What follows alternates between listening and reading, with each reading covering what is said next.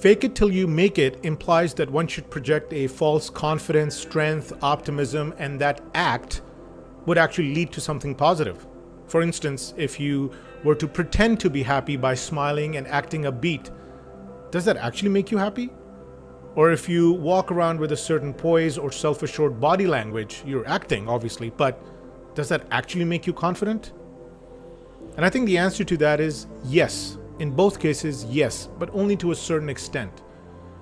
In the fake it till you make it statement, the issue I have is with the make it part. I think it's a bit misleading. Because in my experience, there's never been a making it from faking it. If anything, if I've been faking it, what I'm really doing is avoiding it, ignoring it, going around something, just making sure I don't run into the obstacle ahead of me, take another path. But it's all temporary. Let's say whenever I've tried to embellish my skills on a CV to get a job or to come across more confident than I really felt in that moment, or perhaps appear to be in control of a situation which I was barely holding on to. Yeah, things worked sometimes. Most of the times, I would say. Because I was projecting a better impression and it got me a bit more conversations, a few more conversations, maybe a few more projects, maybe expanded my network a little bit, maybe temporarily help resolve a problem, maybe deferred a crisis for the time being, perhaps even momentarily even avoid getting sucked into a depression spiral. We've all been there, when we are forcing ourselves to get out of the house, for example, and into the real world, all against our will.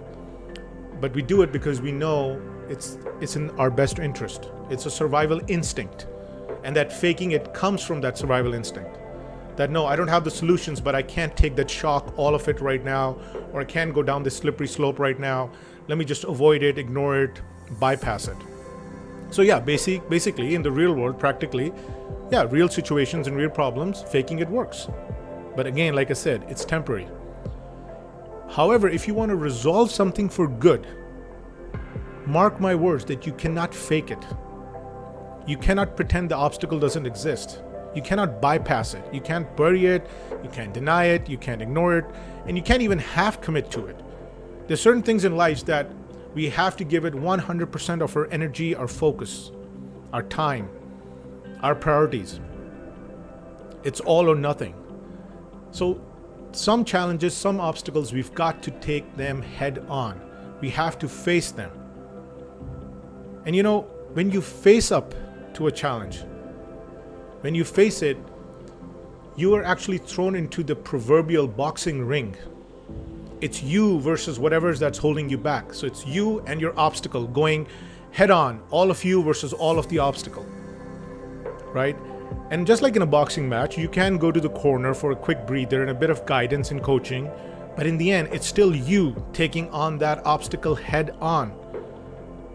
And you know that you have to face up to this challenge and be ready to either conquer it or be conquered by it. So while facing it is all about long-term, digging deeper, developing yourself, faking it is all about shortcuts. I would highly encourage you to face up to your challenges. Make that part of your identity. Prioritize your challenges and take the toughest challenge and face it. While the other challenges, let's say you can fake it temporarily. It's okay. The smaller issues you can deprioritize. Whatever gets you through. But on the real issue, it's all you and the challenge. It's you and the obstacle. And I'll tell you that when we build the courage to face our challenges, something magical happens. The stronger us responds to the call. It's really the warrior within us. I encourage you to unleash that warrior.